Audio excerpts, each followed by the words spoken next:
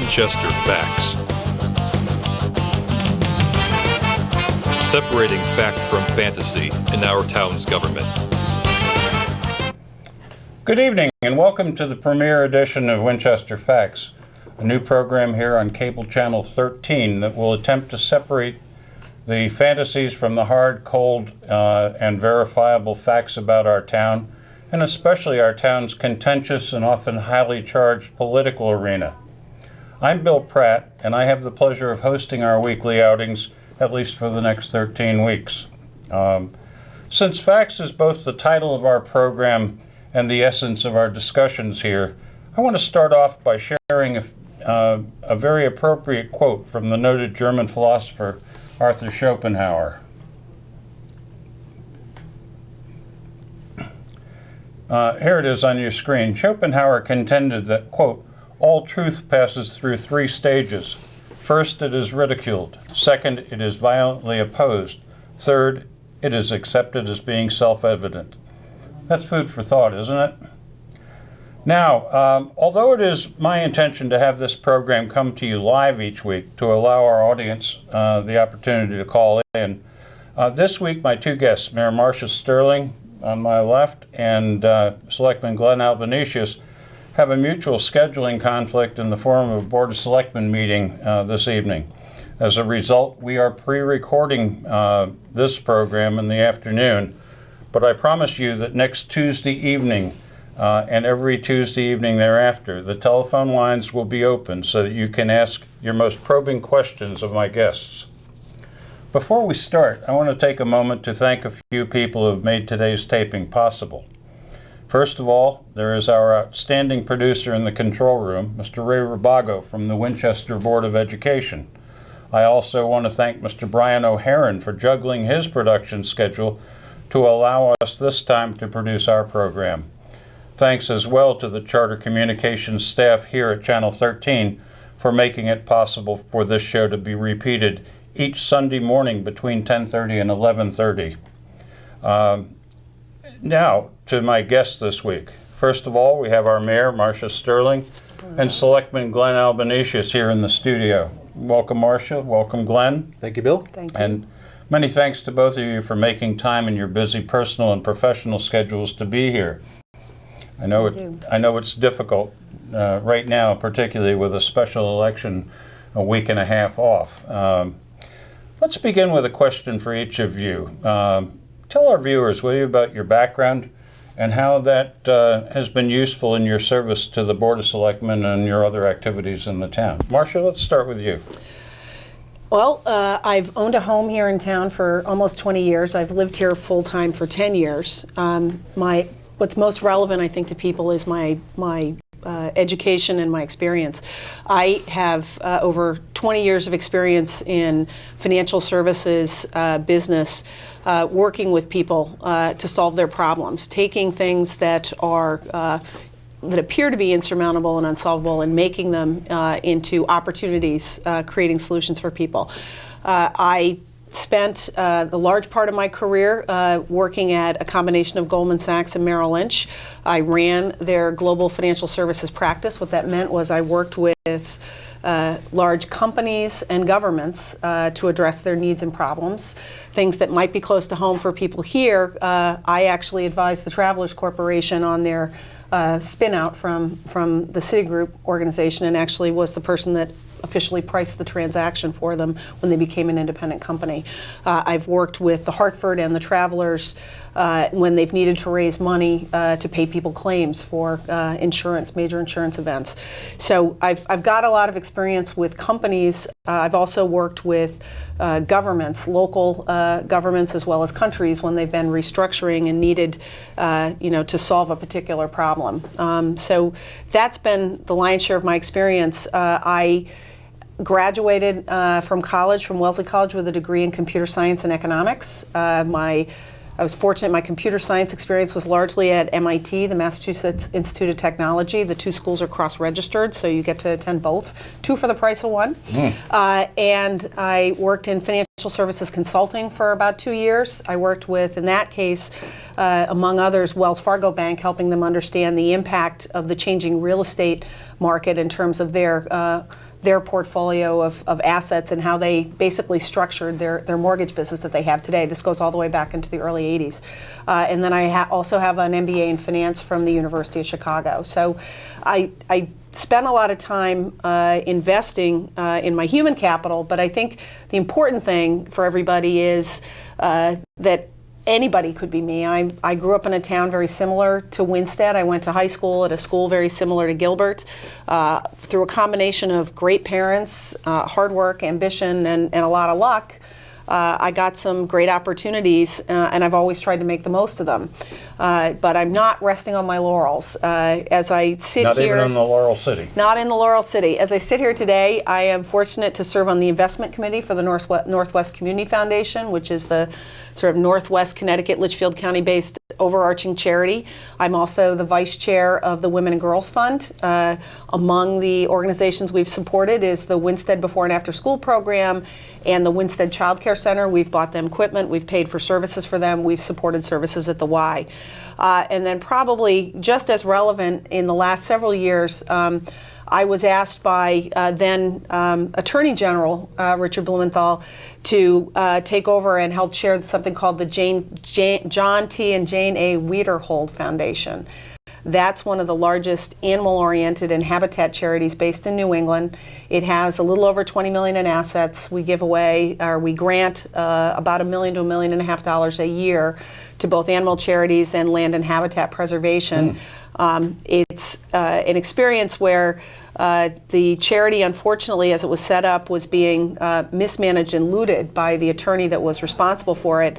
And Senator Blumenthal's, then Attorney General Blumenthal's charity division took it over, and in the process asked myself and 4 other professionals to help them restructure it and run it. So I have experience, again, in helping people take difficult situations and turn them into a good thing. And that's what I really think is most relevant in Winchester, because Winstead has been in a difficult spot for a long time, but with the right amount of effort and the right sort of questions and the right people involved, it can turn into a tremendous opportunity in a great place. Well, that's pretty impressive. I put it down on my notes that it was going to be a 2-minute elevator pitch, and that's for job hunters. They know what that is, and that's a hell of a lot more than 2-minute elevator pitch.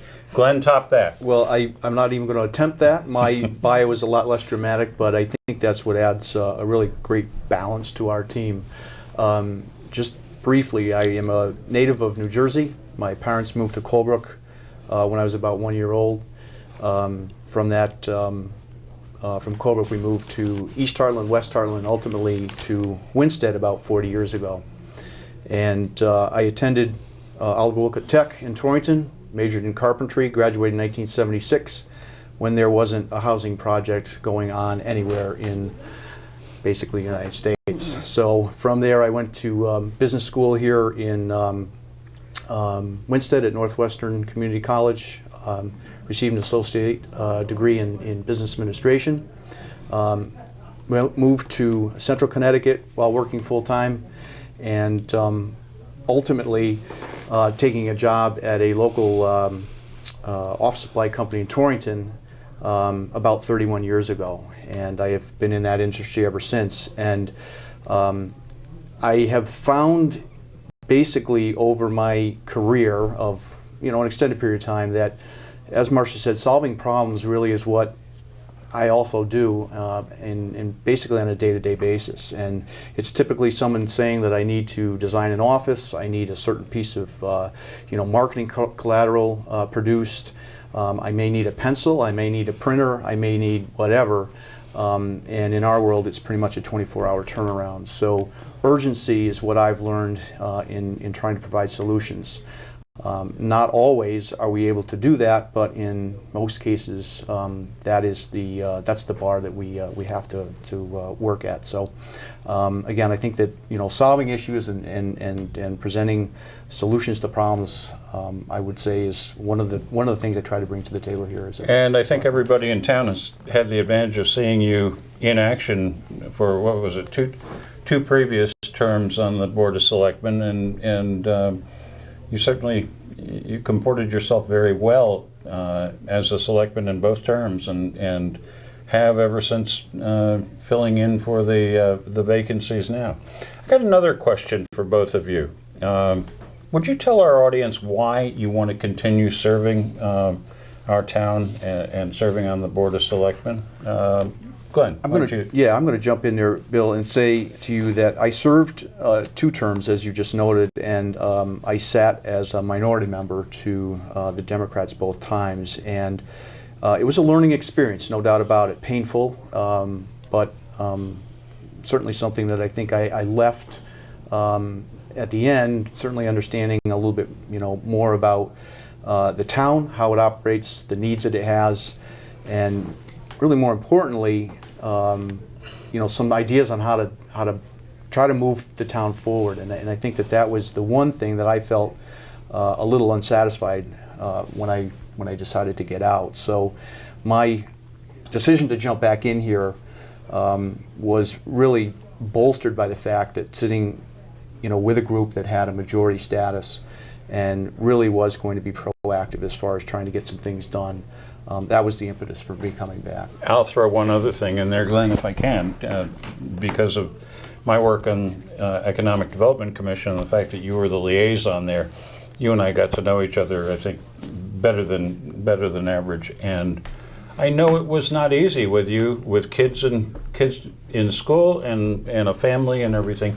There was a lot of commitment to do that, and anything in town government is not easy. It takes a lot of, Marsha, it takes a lot of giving to do that. Why don't you take the same question? I'm running, and I'm interested in staying involved because the job's not done.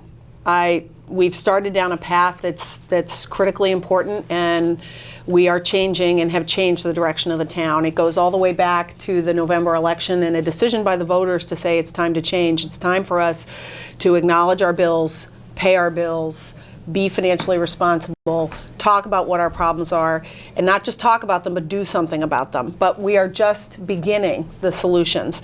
And largely what's happened in the last 10 years was a failure of oversight.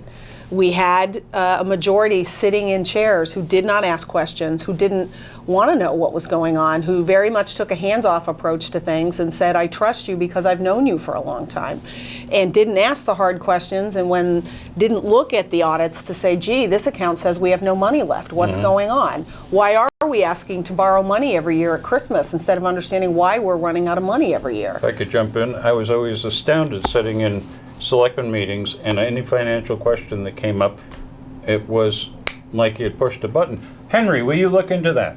And talking, Henry Centrella, and there was no oversight there was no check and balance. And there was no follow-up, and check and balance is key. We have a new finance director who I have a lot of confidence in because she came in and 30 seconds in the job said, we have to change the structure. We need to bolster the 2 positions that work within the finance department with this director to make sure that we have a check and balance system. We need to separate the person with the cash from the person that actually looks at the bank accounts and verifies them. That's something that still hadn't quite been accomplished, even a year after Henry's been in, jail, 6 months after he's pled guilty, or I guess 5 months because he pled guilty in April. So again, there was a monumental failure of proper questioning and common sense, and that common sense focus has to stay in place. Make no mistake, the group that got elected in November in the majority, Candace, Dan, and Jorge, what I think is so extraordinary about them is that they come from very different disciplines, but they stepped up as a group and said, we're going to get our arms around this, we're going to ask questions. They're the ones that adopted the first accounting manual the town's ever had. They're the ones that said, we have to get 3 audits done in 1 year. I don't care kind of whatever the heavy lifting is, it has to get done.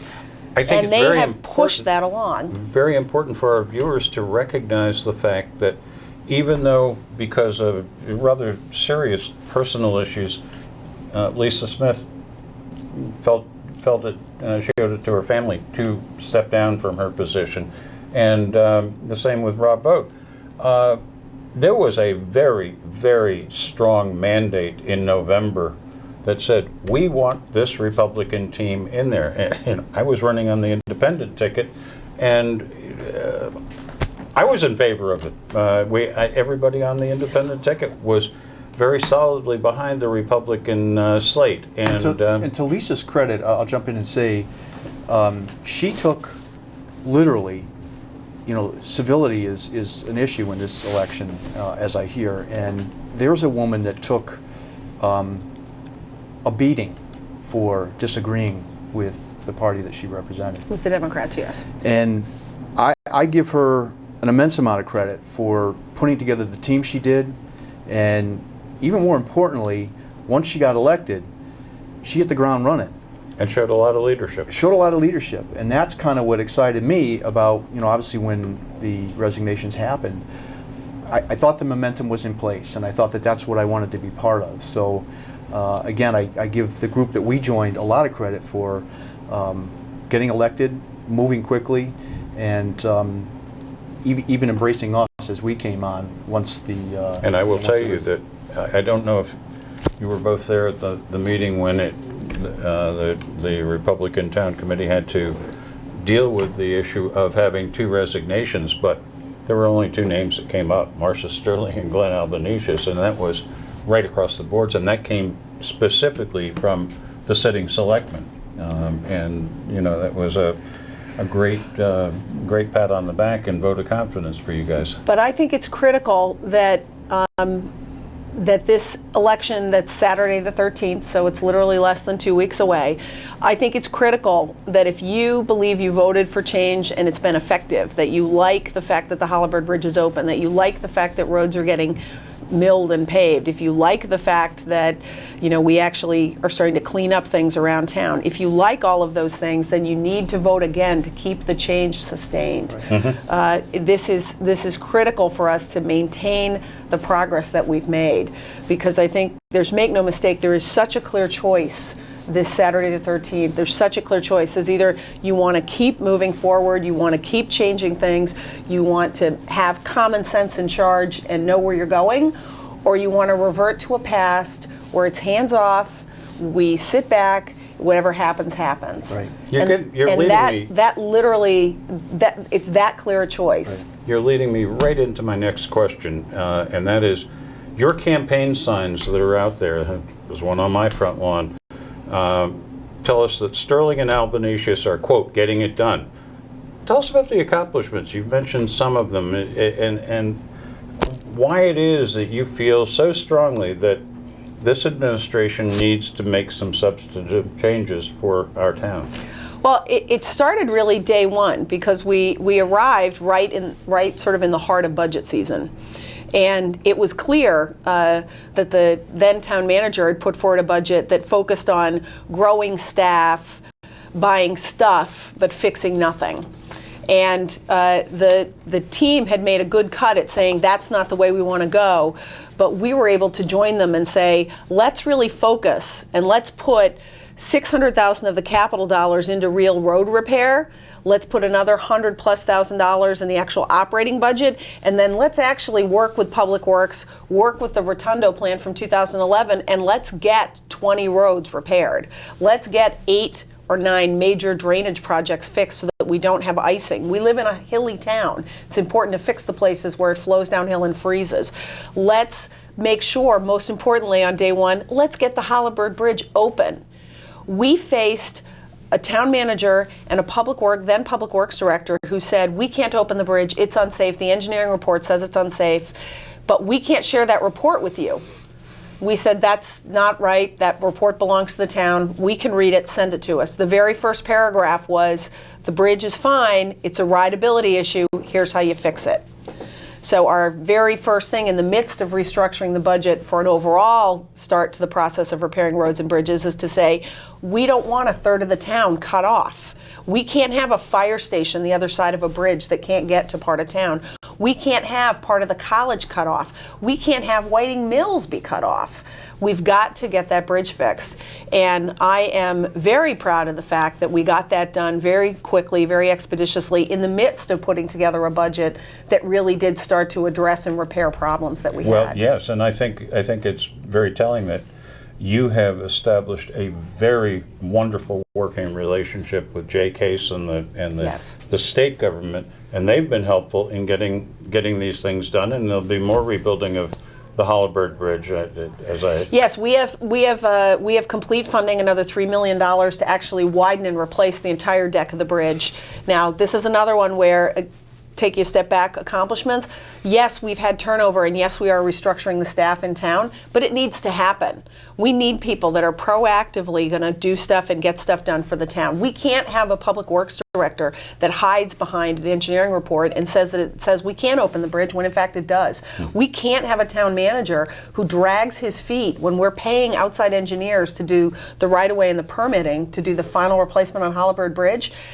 Dale Martin did nothing all summer. He gave no instruction to our outside engineers. We paid them to do that work.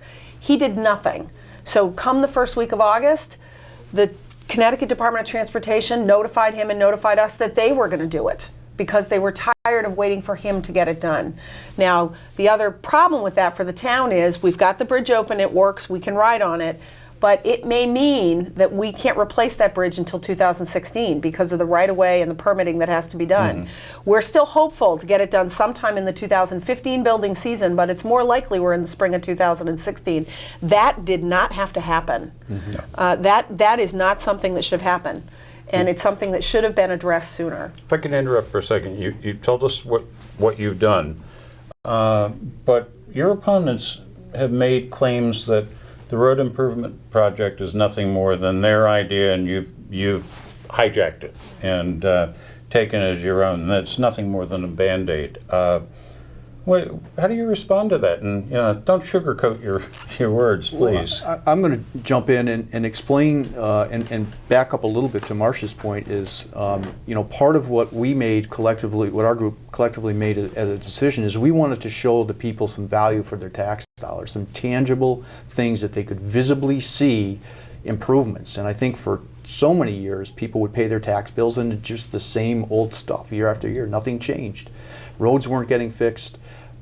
Taxes, kept increasing, infrastructure falling apart. So we felt it was important to at least identify an amount of money we could target some very specific roads that needed to be repaired, and let people, once they get paved, enjoy the fact that now they've got safe roads to drive over. And this is all kind of we look at it as foundation work in business. You have to build success, basically block at a time. Government is no different. And I think that what we're trying to do is establish that approach in the way we look at issues here in town.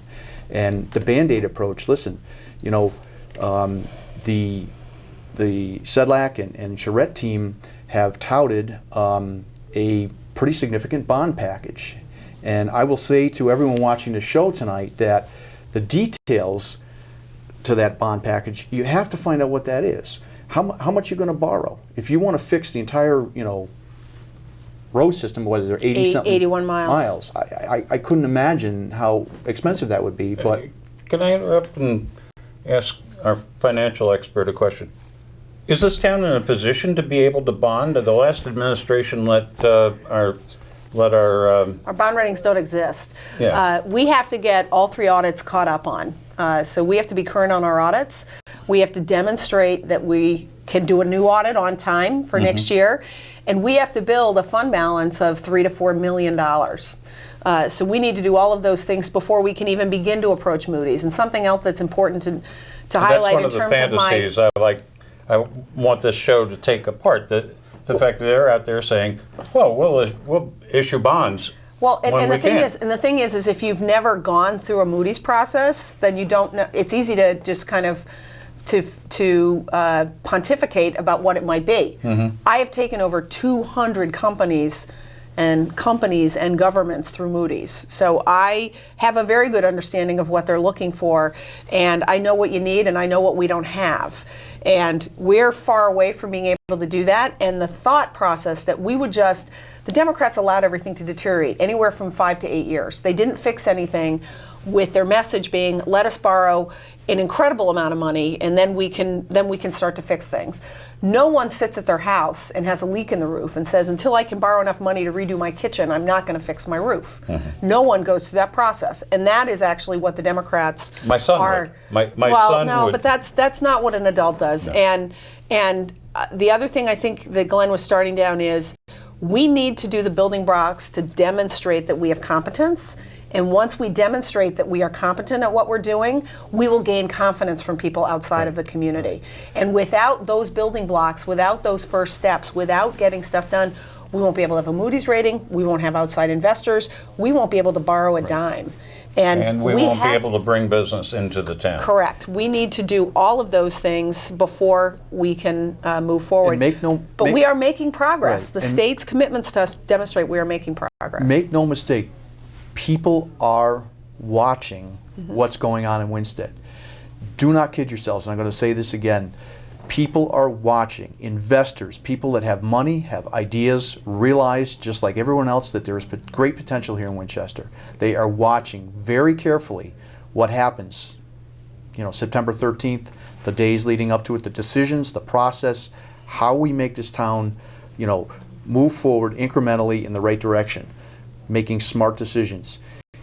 We can't afford to blow this. The whole Lambert K thing, in my estimation, that was a huge blunder, because the people that are watching how that went down are the people that are standing on the outside wanting to know, do I invest in a town that knows how to make things happen? We rescued it from the brink, let's be clear. Absolutely, It would have been a blunder if we had proceeded. Absolutely, and we can talk at length about that whole scenario, and we may have time to do that, but the point I want to make to everyone is that in my world, you don't get a lot of second chances. And that's the business world that most of us go out and work in. Now, and no disparity meant, but we have educators that have, decided to become politicians. Their world is dramatically different than the business world. The rules are different, the measurements are different, and in order to survive, you need to treat your government as a business. I know there's huge arguments against that, but I'm going to tell you right now, you look at our state, you look at our federal government, and the trouble that we're in, whether you acknowledge or choose to acknowledge or not, it's headed at us like a freight train.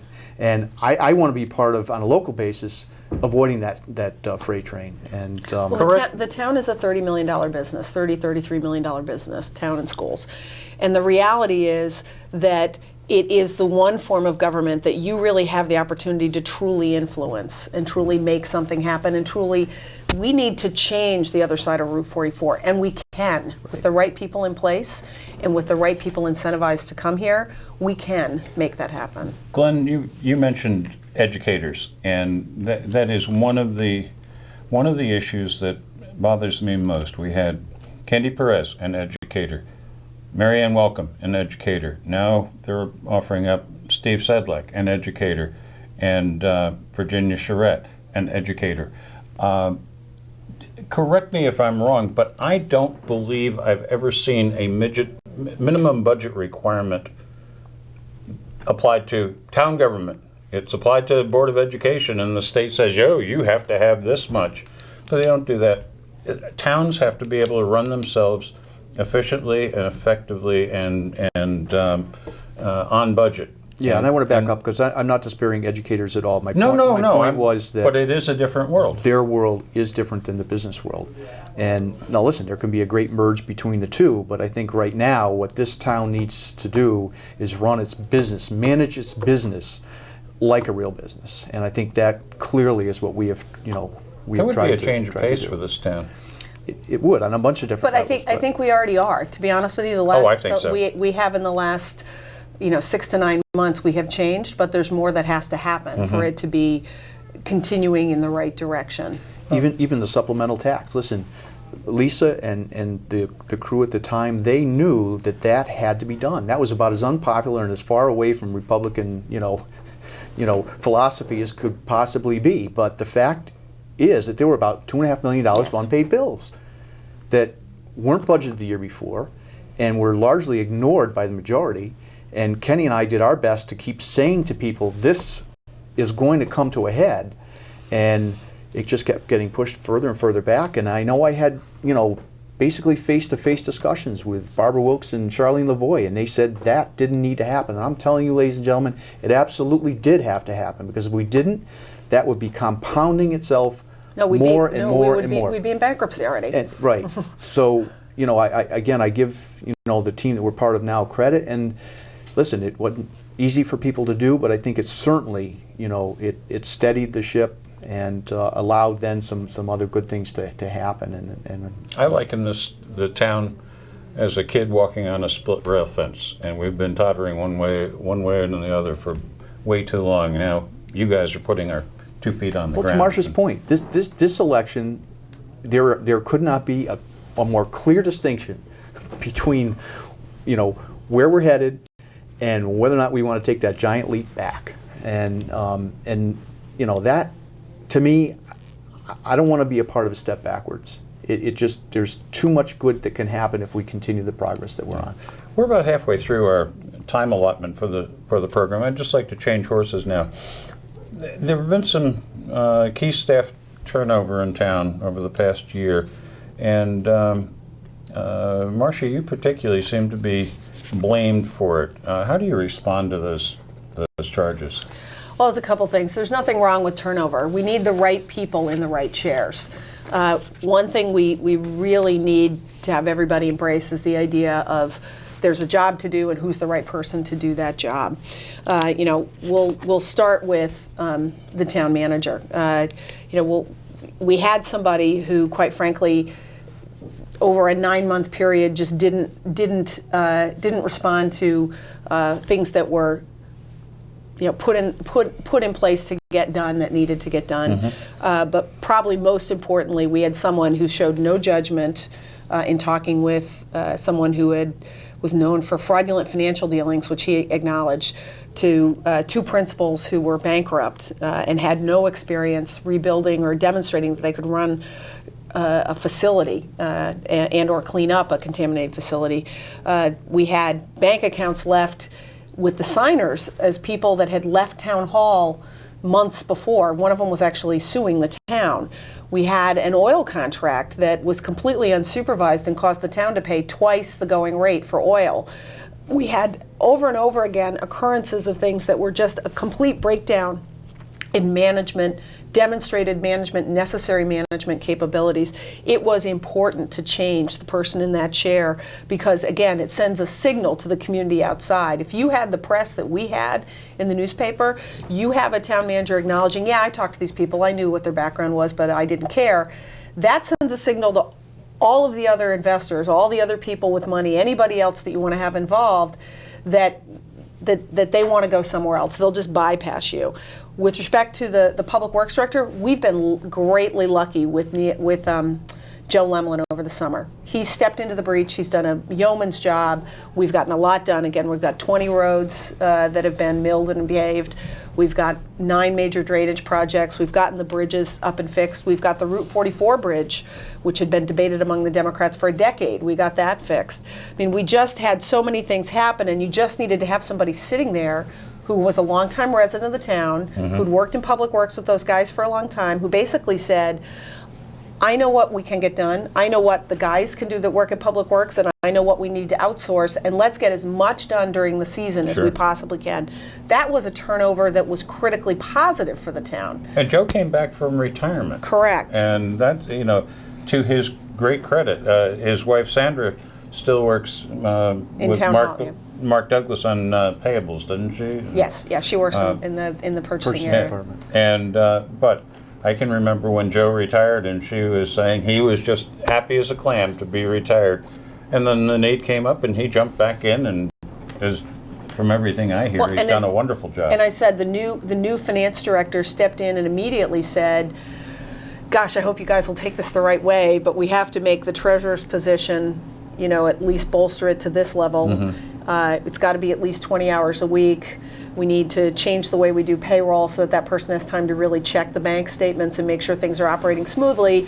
And we need to take that assistant finance director position, which had largely been a payroll position, that Janet Clausen had done a great job over years, but we had an opportunity with her stepping away to get someone with real accounting experience, rewrite that job description, and between the two of them end up with a department where it's going to be, as I was talking with her the other day, we want a structure that means it doesn't matter who's in the chairs, no one can steal money. Yeah.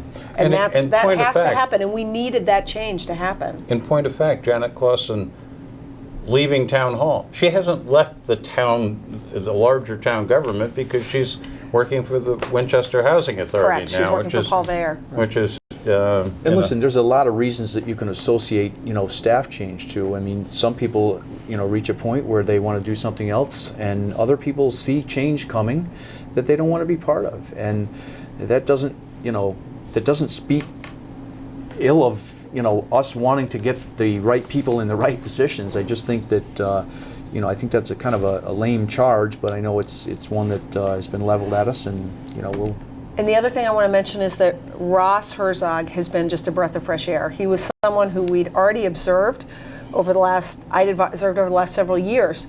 He was someone that people went to when they had problems. It didn't matter what department you were in. You'd go to Ross and say, Ross, what do you think we should do about X, Y, or Z? Or we're having a personality issue between two people. How do we divide up the work?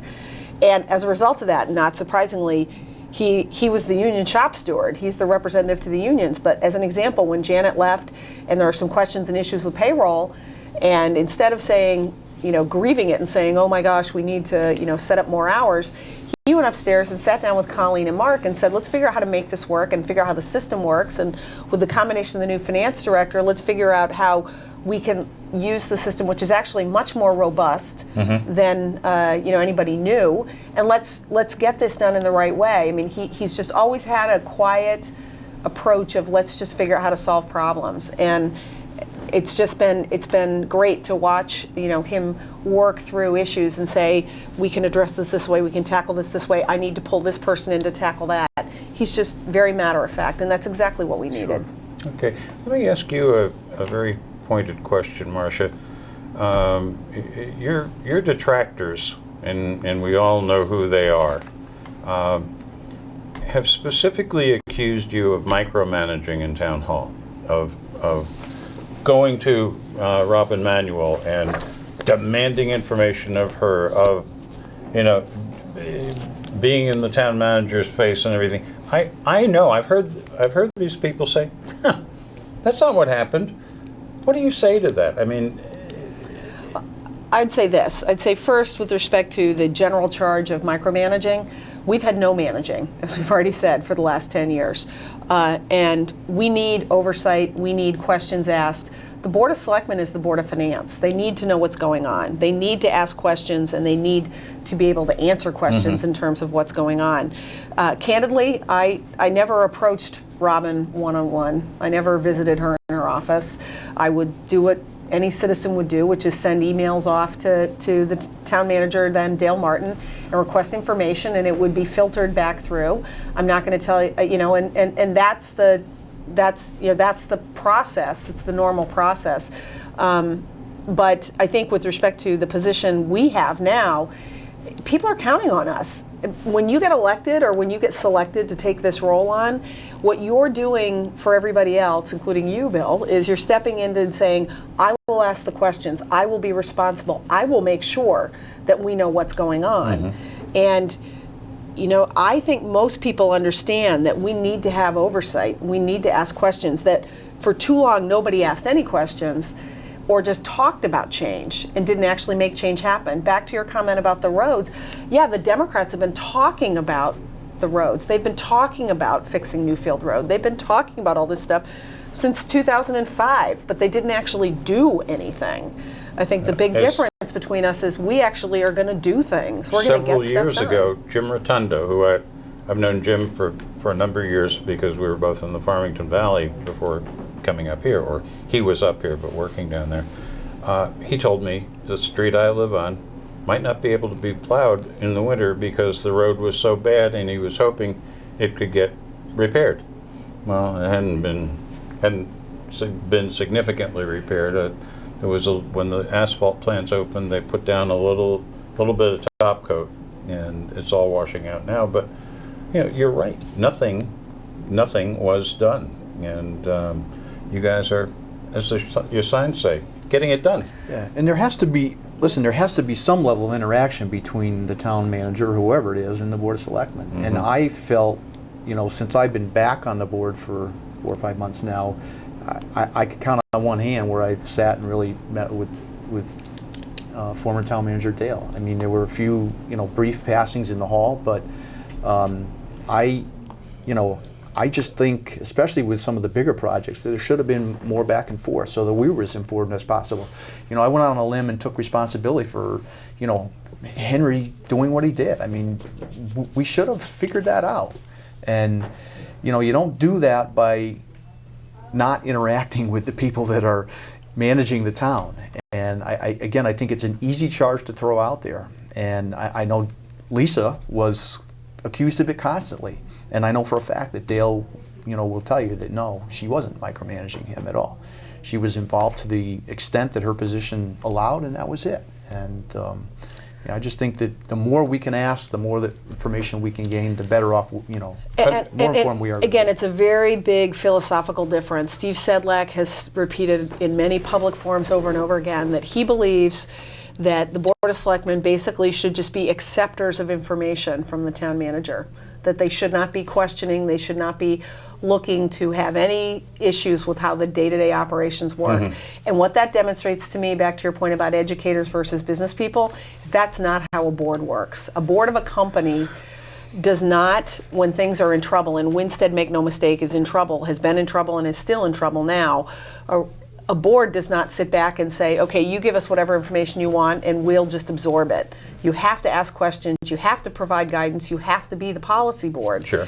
And there isn't a bigger contrast than Town Manager Martin's proposed budget was, let's spend a lot of money on assistants for every department, let's hire a road engineer, let's spend no money on actually fixing the roads. Let's take the $200,000 the state actually gives us to fix roads and let's spend it on people and benefits. We said no, we're going to actually spend that money on the roads themselves. Right. We're not going to add to the overhead of the town. So let's extrapolate on that, because this year's budget, just the mandated increases for benefits and wages without any new personnel was what, close to $400,000? $400,000. And with the proposed yeah. manpower increases that former town manager Dale Martin proposed, not only would you incur those expenses this year, but the increases going forward and going forward and going forward. And those are decisions that you have to make based on really looking at the numbers and understanding. Oh, it was $1 million a year forever. Absolutely. And that's stuff that you may or may not be able to drive your car over, or... Yeah, it was going to be people and benefits. We were going to have a road engineer, but no money to fix roads. So we are better off having outsourcing our engineering and actually fixing our roads. Because quite frankly, we already had, with respect to the Rotundo plan that we are executing, we already had all the information we needed to mill and pave. Our guys already knew how to fix the drainage on the 9 places that and we needed had to a be director fixed. of public works who really was not very strong on road construction. He was Oh, you mean Neil Amwake? No, yes. no. He was a water engineer. He's a water engineer. He's working for a company there's a huge, in the Hartford area now that is specifically, he is doing specifically he's a water. Yeah, and there's a huge difference because Joe Lemlin, contrasting that, spent 20, 30 years actually working on the roads and in the infrastructure in Winchester and Winstead. So when we said you need to tell us and work with us on what to do as a plan, he came back to us with a very good plan because he knew what needed to be done. Right. Yes. And I think the benefit was, and I could be wrong, but I think his team bought into what was happening. I honestly believe that the Public Works crew, they're good people, they're hardworking, and what we hope we gave them was a little bit of insight as to how to get some of this stuff done so that people look at them and say, wow, they're working hard, they're getting stuff done, we're accomplishing some things. And I think Joe was a catalyst for that happening. So again, I agree with Marsha. I think he's been a godsend for that department. Yeah, that's important to add. Moving on, talking about the budget, what the town manager proposed, I have heard from people in the town hall staff that when he was pulling together a budget proposal, he went to each department and said, "What do you want? Tell me what you want." And he took their wishes and threw it all in to come up with an 8 or an 8.5% proposed budget increase, with no grounding as to what can we afford. Let's just spend it. You've both talked about your philosophies on budgeting and expenditures. Do you see anything further that we need to talk about here? Well, we took a pretty unique approach this time, and I know that I was more involved with the analysis of how the money would get spent, and we had a target number that we wanted to hit, and we basically moved the pieces around to get to that target. And starting with more and accepting less I guess would have been Dale's approach to it, but we really wanted to make sure the budget passed the first go-round. There's an expense to running that. Well, I think we took an approach of saying, how much can people really afford? Sure. And nobody sits down at their dining room table and says, I'm going to run my household such as what I want it to be, as opposed to what my financial constraints are. Everybody starts with, how much money do I actually have? Mm-hmm. So yeah, we started with a general concept of what can people really afford, and then the next one was, we have to cover all the expenses. There can be no $2.5 million of bills that aren't going to get paid. We have to actually pay everything. We have to go through every expense.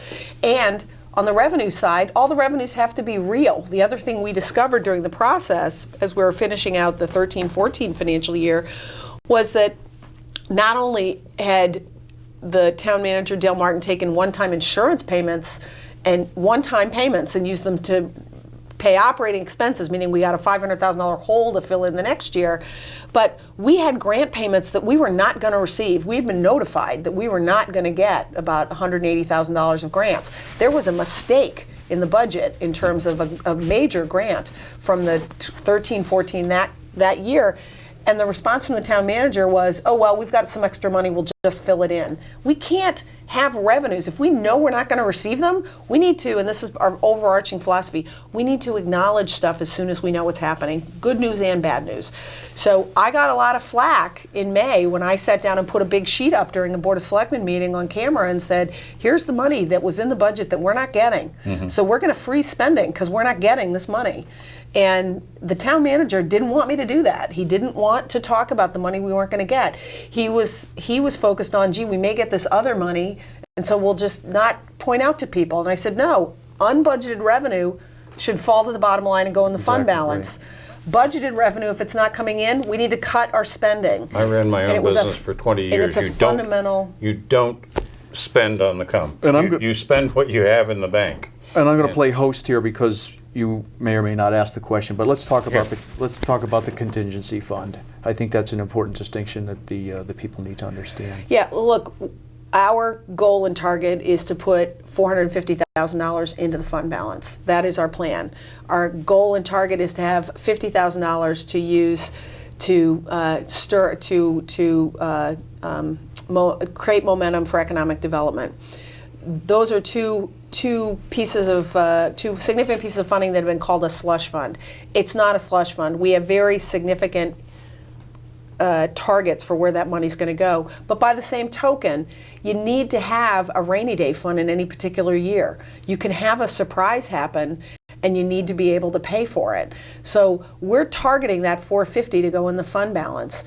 But if for instance, we've left no money in the water and sewer system because we are scraping all the money out of them to repay the bonds for the borrowing that the Democrats didn't want to acknowledge from the early 2000s. And yet I can think of at least a couple of times when we've had colossal water main failures downtown. And if we do, we're going to need money for that. Mm-hmm. It's an unforeseen thing. I can't sit here and predict what that money might need to be used for. But what I can tell you is, barring any really large unforeseen surprise, that money's going in the fund balance. Just like the other $900,000 of unbudgeted revenue that we collected last year, instead of Candy, George, and Dale spending it, which is what they wanted to do, that's money that's going to be in the fund balance when we see the audit for 13-14. this is where you need to be managing, you need to be asking questions, you need to be knowing what's coming in the door, you need to be on top of it to be able to control it. And if you just sit back and allow somebody else to run the show, that's how you end up in the hole that we were in going back a year and a half, 2 years ago. And I think it's an easy charge to label it a slush Yeah. fund. I mean, I think it's disingenuous because, there was a contingency fund in past year's budgets too. And the fact is that we do have a target for that money, but we also have to have, funds available if and when catastrophe strikes. And- Slush, wait, quote, let me- slush fund is just a very negative thing that they can throw out. And let me come back to this one very concrete way. In the 13-14, so the financial year we just finished, budget, there was a $770,000 contingency line item for the Board of Selectmen. And you know what the contingency ended up being? The other $500,000 after the $2 million that was raised in the supplemental tax, because the unpaid bills were $2.5 million. Wow. Now, Candy and George and Dale don't want to admit that that's where that money went, but that's where it went. Right. It paid bills that they didn't put in the budget, that they wanted to pretend didn't exist, that they didn't want to pay. Right. And that's where we draw the line. We're not going to do that anymore. We're going to acknowledge stuff when it happens. We're going to pay the bills when they come in. We're going to tell you what we're doing. And most importantly, be prepared when those catastrophes happen. We're getting told we got about 8 minutes left in the program. There are two things I'd like to quickly address. You talked about funding economic development. That is near and dear to my heart for sure. What specifically have you done, and what do you plan on doing to support economic development in the town? Well, economic development is critical. We have to grow the grand list broadly throughout town, but most visibly and specifically, we have to fix Route 44 Main Street, and we have to encourage development on our Route 8 industrial corridor. The good news is that we are we have an enterprise zone on those two streets, or those two main roads, so that one of our tools for attracting business is the fact that they do get financial tax rebates that we get refunded from the Very state real for. advantages. 40% of their taxes, actually 80% abated, 40% the state pays us back, 40% we just forgo for about 5 years. But it's taking that kind of information and using it effectively to attract the right people. The centerpiece of this, the keystone of this, is getting Lambert K back in process properly. We have other bidders. We have other people who've approached us. We have other companies whose background and experience is actually redeveloping properties like this. Companies that actually deal in hazardous waste. People that actually have large business footprints in Connecticut. People that already own 5 or 6 buildings in the Winchester northwest corner. People that already employ 30, 50, 100 people in Connecticut. People that are interested in that building. Now, point of fact, those same bidders were given different information than the bid that was put forward by the Arizona team. So what we have done is restart the process with everybody having the same information. Make no mistake, the $500,000 grant properly used is a huge incentive and a huge magnet for us. But again, we still have to carefully pick the right partner. We have to choose somebody who's got an experience in doing this stuff, that's got a demonstrated track record in redoing that building, that can actually fill it with either their own people or with real tenants, that can add to the economic vitality of our corridor. On the other end of Route 44, I'm happy that Jay Case, working very closely with the people at the state level, has been able to get the sort of logjam that was in place vis-a-vis the college's science building, their new veterinary tech and science building, that is finally past the key hurdles at the state. The bonding is in place, and that will start construction. It may start this fall, it may start next spring, but it's been fully approved and it's in process. And there is a plan available at the college for anybody who wants to see it. Correct. Right. So we've got either end of 44 building in, but even looking at those two ends, we've had discussions with a lot of other important investors, important property owners throughout town who have said, if you continue the process that you're on, you get Lambert K going, you get these things moving in the right direction, I am interested in reinvesting in those properties on Route 44. I am interested in creating businesses that will give us feet on the street, because the other thing we've done And we've been very lucky that we have Kim Wimmer and Gina Satorana joining EDC, because they ran a survey that in and of itself, a survey is, provides information. But the more important thing was they went out both to distribute it, to talk to people, to collect it. They've I hear been you visible. went with them. Well, You I were, did, but you were it's pounding the but pavement but right it's along with important them. to be visible in the community and show that you care. And what we heard loud and clear from all those businesses on our Route 44 Main Street downtown, we need more people working and walking around downtown to use our services, Yes. and we are dedicated to making that happen. Right. And to Marsha's point, bookending Lambert K with the college project, and investors that we know are watching very carefully as to how this all comes together and falls in place. That's what we want to have happen. That's the project, that's the process that we're working towards. Good. We are, as you see, we've got 4 minutes left. I'd like to close by thanking you very much for taking the time today to be here to talk about what are very key issues to the people in this town, and very key issues to the special election coming up. By my way of thinking, there should not be a special election. I don't think. I think everything was handled right according to the charter. It was a target of opportunity for the Democrats to circulate a petition and force a special election, which is going to cost the town a lot of money. But we haven't scratched the surface. I would, love to be able to say, come back next week and let's talk some more. I know, Marsha, you have I have a commitment. You have a unfortunately. commitment. Glenn, if you could, you would be a very welcome guest to talk about things. And we have just so much going on in this town, and thanks to you, and thanks to Jorge and Dan and Candace, we've got a team that works very, very well towards getting things done, and without a lot of acrimony. I see acrimony from the other side of the aisle, but I don't see it coming from your side now. If you look at what the group has accomplished in the past, they've been together for a little over a year, Mm-hmm. and are coming up on a year in the short time that we've been there. It is moving in the right direction. I can sit here and confidently say that. It's baby steps, trust me, but I'm very encouraged. You got to feel very good about what you've done. I'd like to close with another quote. This one from the inimitable Samuel Clemens. We know him better as Mark Twain, probably. Ray, would you throw that up? There we have. Get your facts first, then you can manipulate them as you will. Mark Twain had a way of feeling that